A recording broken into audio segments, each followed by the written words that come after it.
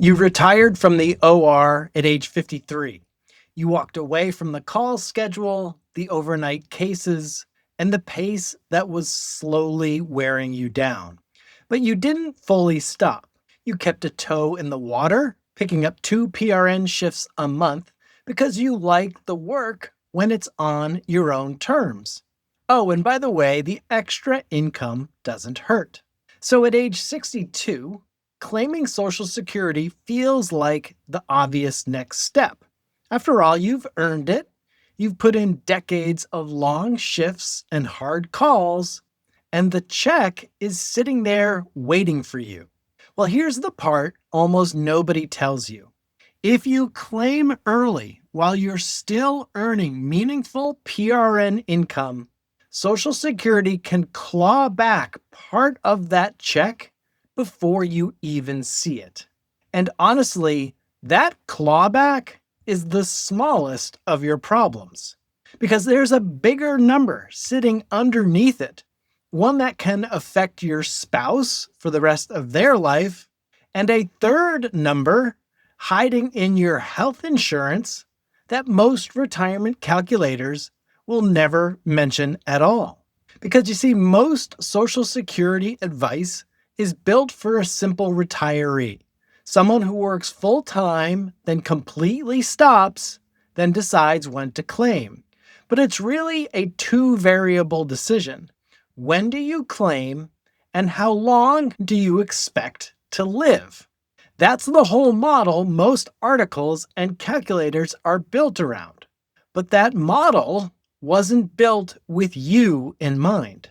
A lot of nurse practitioners and CRNAs don't retire in that clean, traditional way. You taper. You leave the demanding, high acuity role, keep your license active, and pick up shifts here and there because the money's good. And of course, the schedule is now more flexible and it still feels meaningful to you. That is a smart way to wind down a career, and I see it constantly in this field. But it quietly turns a two-variable decision into a three-variable one. And if nobody walks you through that third variable, it can cost you some real money for a lot of years without you fully understanding why. So let's start with the one people have at least heard of, even if they don't fully understand how it works. And that's the Social Security earnings test. If you claim Social Security before your full retirement age and you're still working, Social Security limits how much you can earn before it starts withholding part of your benefit. For 2026, if you're under full retirement age for the entire year, that limit is $24,480. Earn under that amount, and the earnings test doesn't touch you at all. But if you earn over it, and Social Security now will withhold $1 in benefits for every $2 you earn above the limit. So let's say you're doing PRN work and you land somewhere around the $25,000 a year in earnings from those shifts. Well, you're about $520 over the limit. Divide that by 2, and Social Security withholds roughly $260 of your benefit for the year. Now, that's not a huge number by itself, and I want to be honest about that. Because a lot of the fear-based type of content out there makes the earnings test sound like a disaster, and it isn't on its own. It's money you don't get to keep this particular year, and there's actually a piece of good news buried in here that most people never know. It isn't gone forever.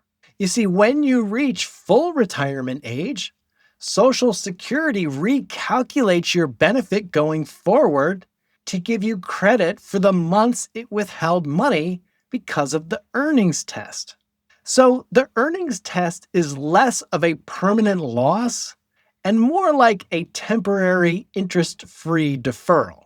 And that's actually an important distinction because it means the earning test by itself usually isn't the thing that should drive your claiming decision.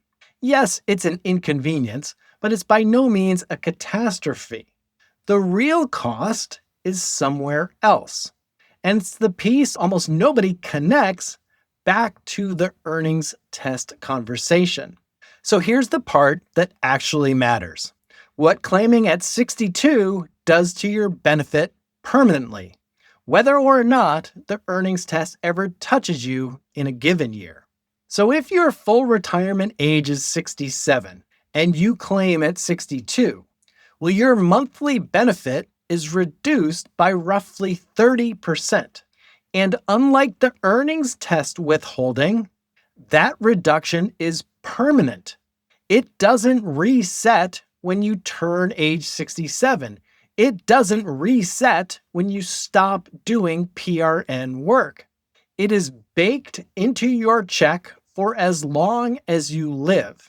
The question is whether you are willing to lock in a 30% smaller check for the next 20 or 30 years in exchange for a handful of years of PRN income you may not have strictly needed.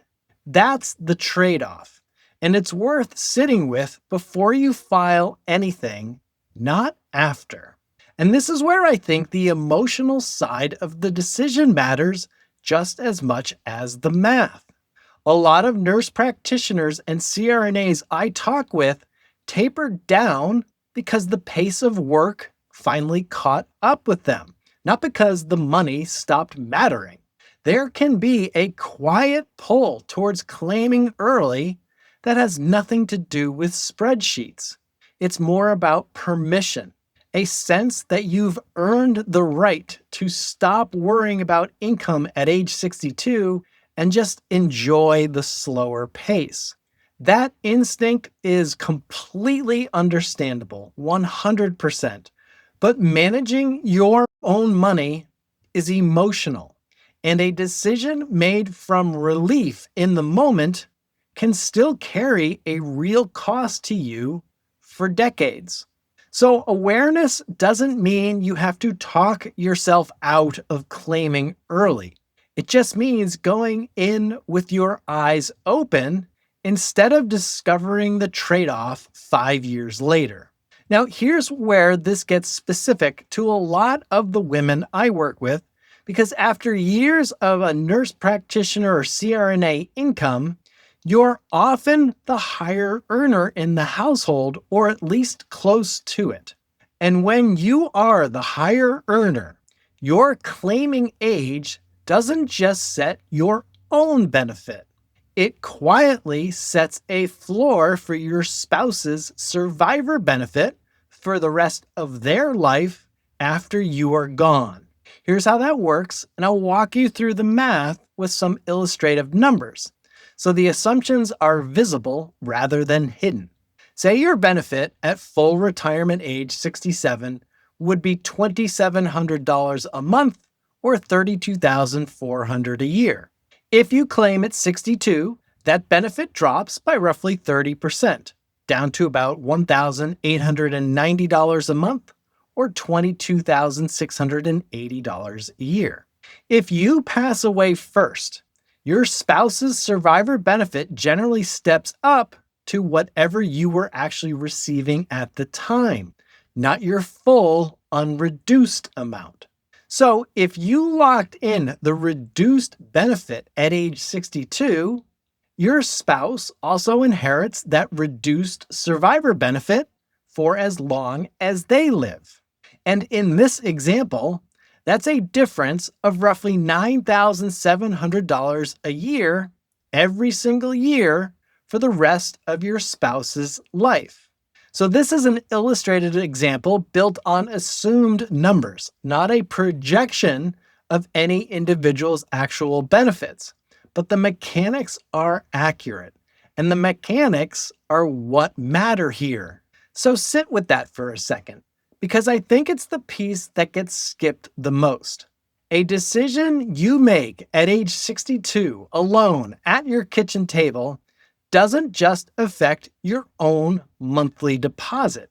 If you are the higher earner, it can quietly set the ceiling on what your spouse lives on after you're gone, and this possibly could be decades from now, long after the PRN shifts and the extra income have faded from memory.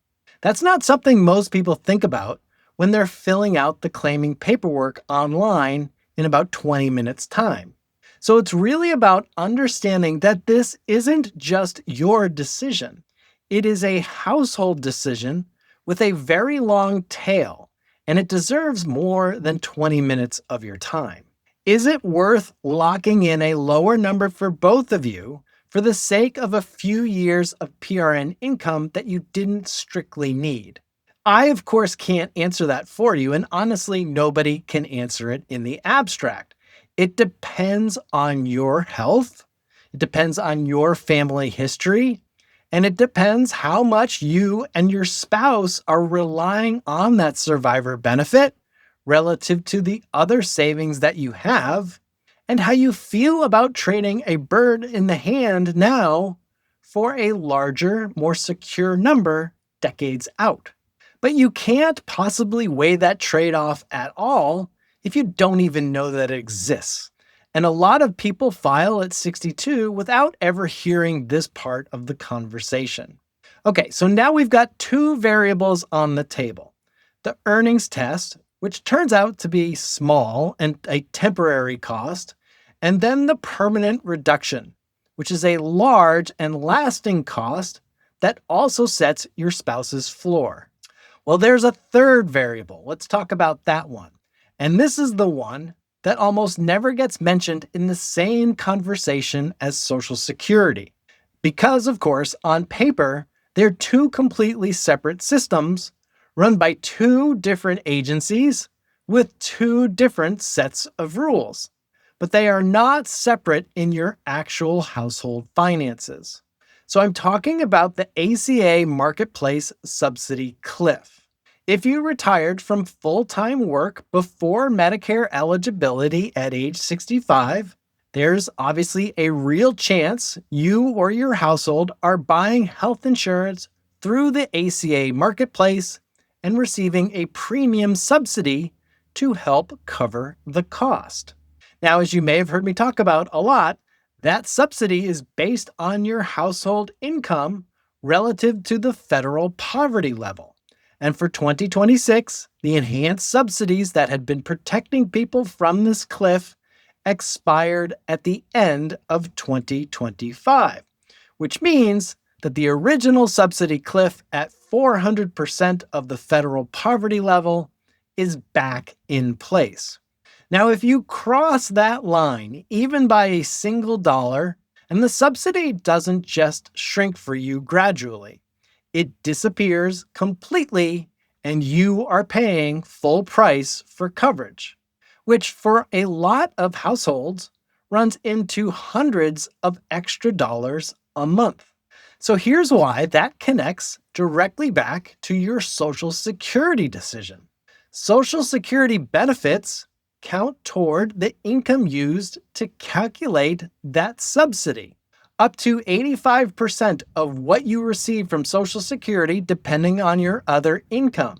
So if you claim at age 62 while you are still doing PRN work, well, now you are stacking three income sources into the same household budget at the same time. You've got your PRN earnings, you've got your Social Security benefit, and then whatever else you're pulling from savings or a pension or a spouse's income. If that total combination pushes your household over the 4% threshold, well, you don't just lose a little subsidy at the margin. You can fall off of the cliff entirely years before Medicare is even part of the conversation. So for someone still bridging the gap to age 65, that's often a bigger annual dollar swing than the earnings test and the permanent benefit reduction combined. And there's another related piece worth noting, even though it's separate mechanism from the ACA subsidy.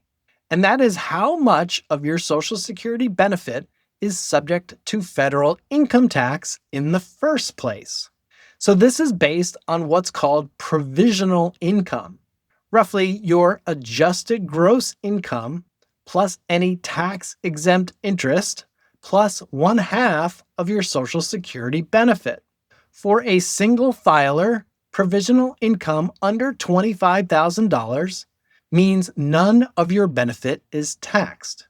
Between $25,000 and $34,000, up to 50% of your benefit can become taxable. And above $34,000, up to 85% can become taxable. Now, for a married couple filing jointly, those thresholds are $32,000 and $44,000. But here's the detail almost nobody mentioned. Those numbers have never been adjusted for inflation since they were written into law decades ago.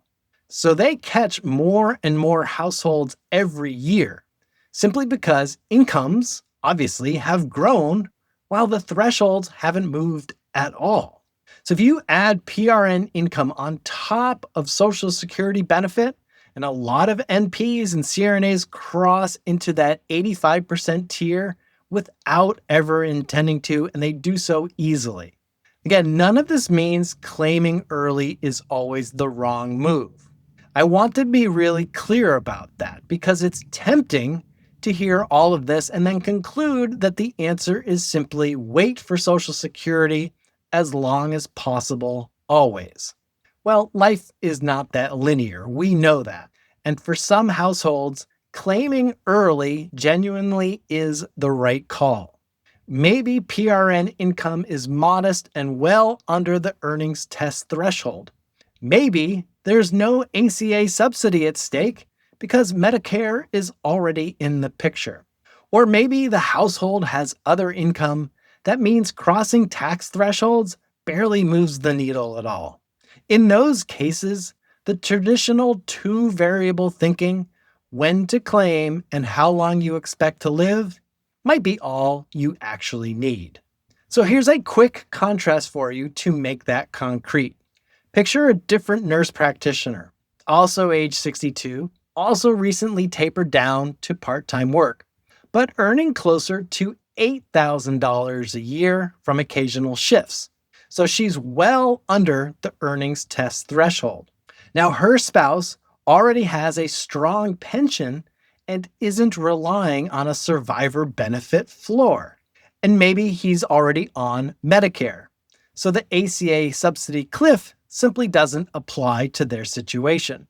For her, claiming at age 62 might genuinely be the simpler, better answer, because 2 of the 3 variables barely register.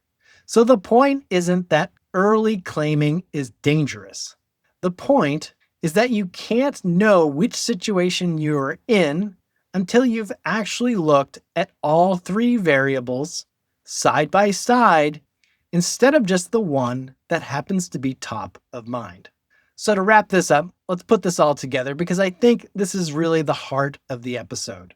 For a standard retiree who's fully stopped working, the Social Security decision comes down to 2 things. Again, 1, when to claim, and 2, how long you expect to live.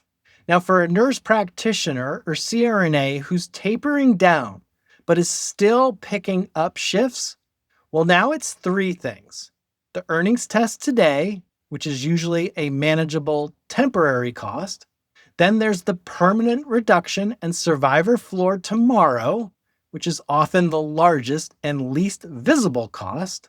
And perhaps the ACA subsidy cliff that might be sitting quietly in the middle, which is connecting your income decisions directly to your health coverage costs. So you have 3 variables, not 2, and they interact with each other in ways a generic online calculator simply isn't built to model because it wasn't built for someone with your career shape. I want to walk through what I think about as the decision tree here, because I don't think the answer is never claim early. I think the answer is know which variable is actually driving your decision before you file anything. So start by looking honestly at your expected PRN income for the year you're considering claiming. If you expect to consistently earn above the earnings test threshold, well, that's a signal, not necessarily to avoid claiming altogether, but to at least run the real numbers before you do. Remembering that the withheld portion does eventually get credited back at full retirement age. And then from there, if you're the higher earner in your household, think about your spouse's floor, not just your own monthly number. So, this is the part that's easy to miss because when you're the one filling out the claim form, you are, of course, naturally focused on your own monthly check. But if something happens to you first, your spouse inherits the consequences of that decision for the rest of their life, and that's worth putting some real weight on before you file, not after. And lastly, if you're not yet on Medicare, look at where your household income sits relative to that 400% threshold before you claim anything. Because adding a Social Security benefit on top of PRN income and maybe other income sources could be the exact thing that pushes you over that cliff and strips out your ACA subsidy entirely. And that, my friends, is a very real, very immediate dollar cost that has nothing to do with your eventual retirement age and everything to do with a decision you are making right now this year. And underneath all three of those, keep the provisional income thresholds in the back of your mind. Again, not because they should drive the decision on their own, but because they compound with everything else. Adding a Social Security benefit on top of PRN earnings can be the exact combination that pushes more of your benefit into the taxable tiers, on top, of course, whatever is happening with the earnings test and the ACA subsidy. None of these four pieces exists in isolation in your actual tax return. They all show up on the same 1040 in the same year together. So here's the practical action step I'll leave you with. Before you file for Social Security, sit down and estimate three numbers for the specific year that you are consider claiming.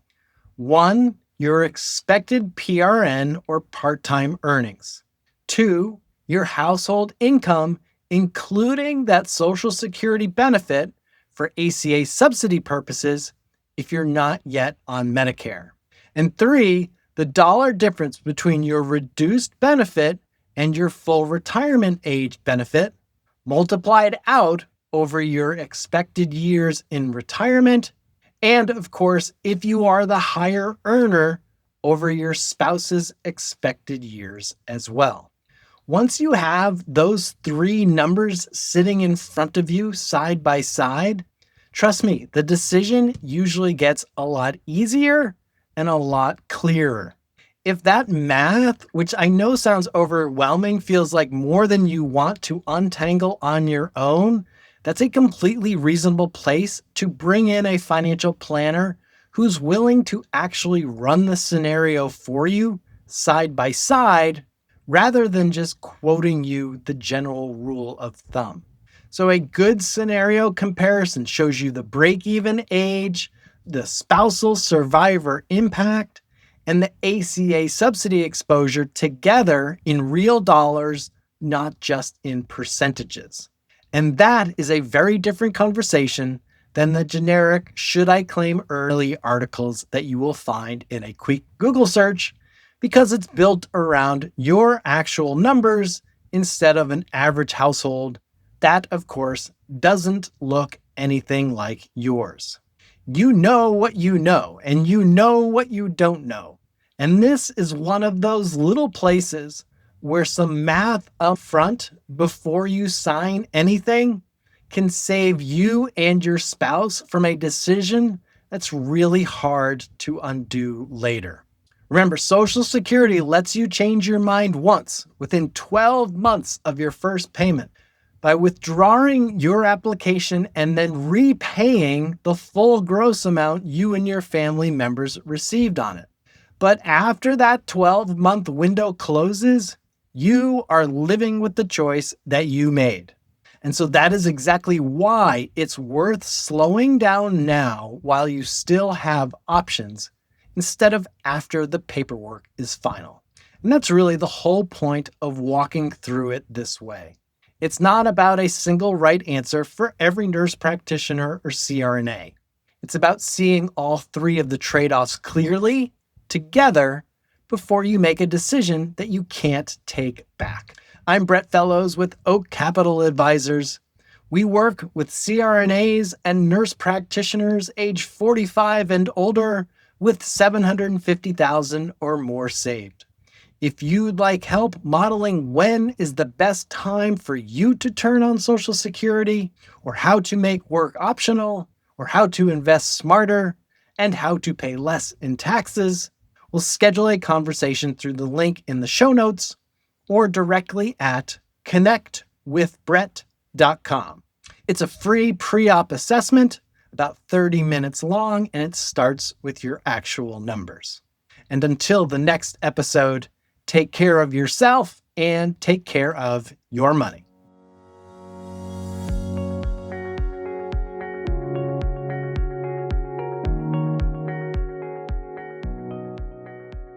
This podcast is for informational and entertainment purposes only. It should not be relied upon as a basis for investment decisions. This podcast does not engage in rendering legal, financial, or other professional services.